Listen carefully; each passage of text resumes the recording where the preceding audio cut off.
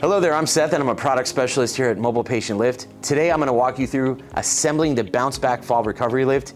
It's a battery-powered lift designed to help individuals rise safely from a fall with minimal strain while providing maximum support for the caregiver. It's ideal for recovery at home, in rehab settings, or wherever dependable lift assistance is needed. You're going to start by making sure you have all the components from the box. This is the main body lift.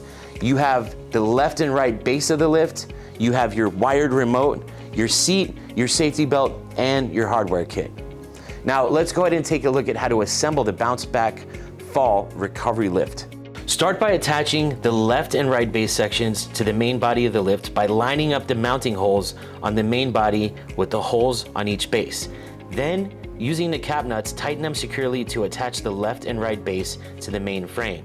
Then secure with the 2 socket button cap screws from back to front. Next, connect the wired remote to the connector of the actuator wire located on the back of the lift. A neat feature about this remote is that it attaches magnetically to the frame for easy access. Next, use the remote to raise the lift about 10 inches to make room for the seat installation. Then insert the square tubes on the seat into the corresponding square tubes on the lift body. Align the mounting holes, insert the D-type pins, and then tighten using the Allen screws. Lastly, attach the safety belt by connecting each snap hook to its anchor point on the frame.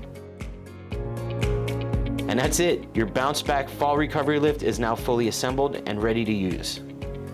With proper assembly and a few minutes of care each week, your Bounce Back Fall Recovery Lift will continue to comfortably and safely assist you with any lift. For more help with using or maintaining your lift, visit mobilepatientlift.com or give us a call. We're here to support you every step of the way. Thanks for watching.